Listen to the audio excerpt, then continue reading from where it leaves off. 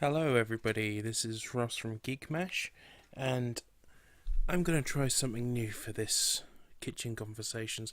I usually have a video. This time, I'm going to do it in a sort of podcast way.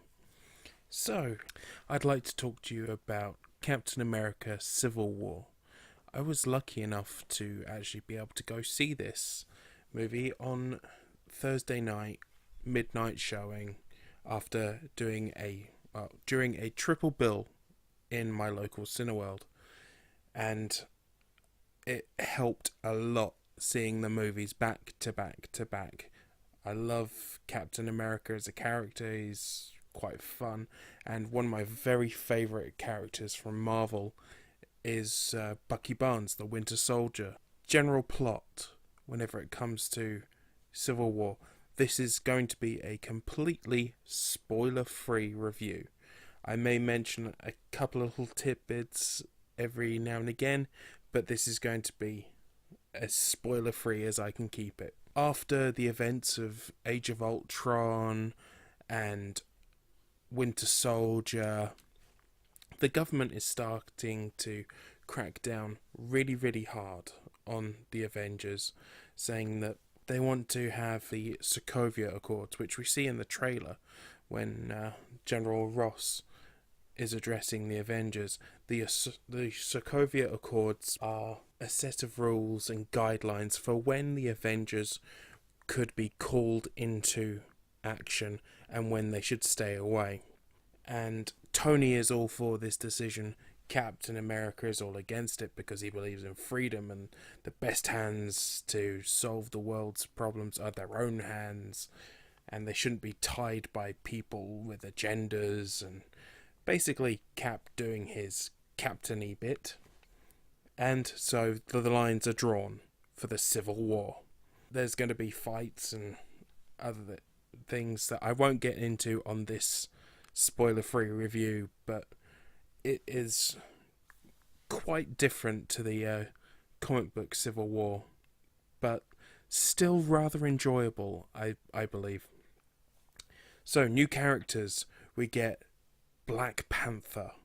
Black Panther was fantastic in this, played by Chadwick Boseman. He was amazing. And what the Russos were able to do quite well with this is they managed to actually do all this Civil War storyline and then do two origin stories.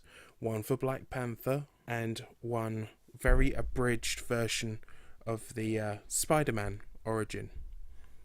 I mean, it's Spider-Man, we know his origin. We don't need to see it again, but they just do a few little nods here and there to do it. But with Black Panther, it's fantastic, and it's a character that he's featured in the cartoons quite heavily. But if you don't watch these things, you may not be aware of him if you don't read the comic books. And he is a brilliant character that I'm looking forward to seeing a lot more of in the future. There are a lot of iconic moments in this film, one of which that we've seen in the trailer, which I enjoyed even more when I saw it in the film, and it's Ant-Man riding on one of Hawkeye's arrows. That was just, I loved that. It was amazing. And I've been waiting so long. As soon as Ant-Man was announced, I was hoping and praying that we would end up seeing Ant-Man riding on one of Hawkeye's arrows. It was amazing. Then Spider-Man. Spider-Man in this film. It is in my opinion, it is the best that we have ever seen Spider-Man be played.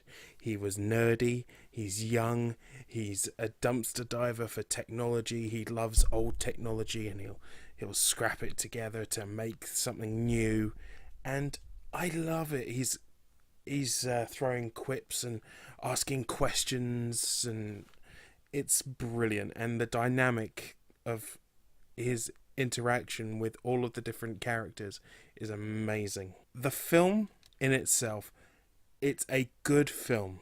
It's not the best Marvel film that I've ever seen. Still, that for me, it teeters on two films for me, really.